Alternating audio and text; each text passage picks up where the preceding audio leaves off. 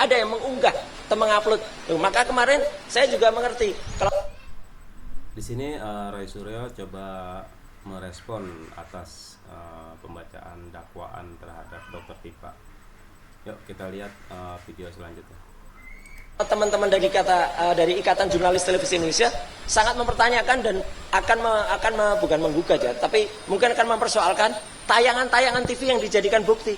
Tayangan TV itulah hak demokrasi, itu adalah hak media untuk kemudian menyampaikan. Kalau semua media tiba-tiba bisa digugat tayangannya kan parah.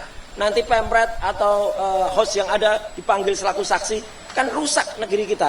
Kalau itu, karena semua itu juga kalau media itu sudah ada undang-undang pokok pers, ya itu ada undang-undangnya sendiri tahun 99, tidak bisa kemudian langsung ditarik kepada undang-undang ITE. Jadi terima kasih juga untuk media yang sudah kita bersama menegakkan itu. Artinya apa?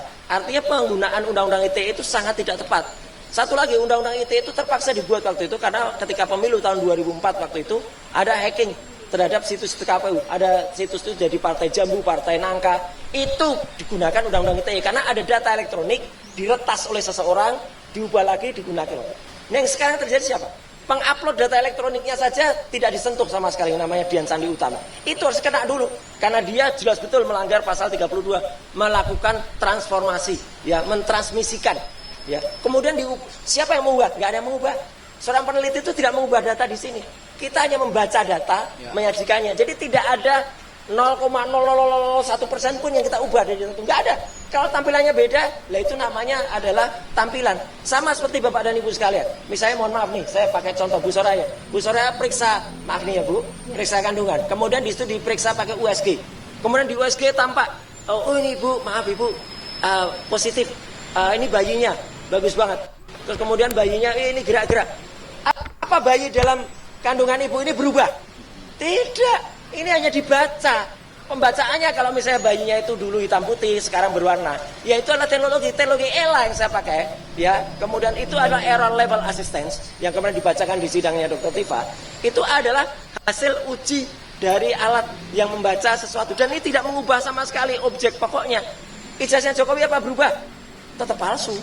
Ya, nggak ada yang berubah, ya. Jadi meskipun kita baca apapun, tetap. Nah, jadi itulah alasan kami untuk kemudian kami mengajukan pra peradilan yang kedua, ya, pada hari Jumat tanggal 10 Juli yang akan datang.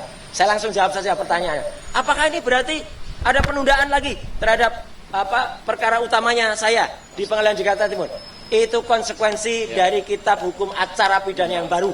Jangan salahkan saya, jangan salahkan tim hukum saya. Kalau kemudian ya terpaksa harus menunggu. Ya menunggu putusan dari pra peradilan yang kedua juga nanti. Itu ya, clear ya. Jadi artinya sekaligus kita umumkan, kita bocorkan langkah-langkah kita dan itu tidak ada yang namanya buying time. Gak ada. Ini bukan buying time.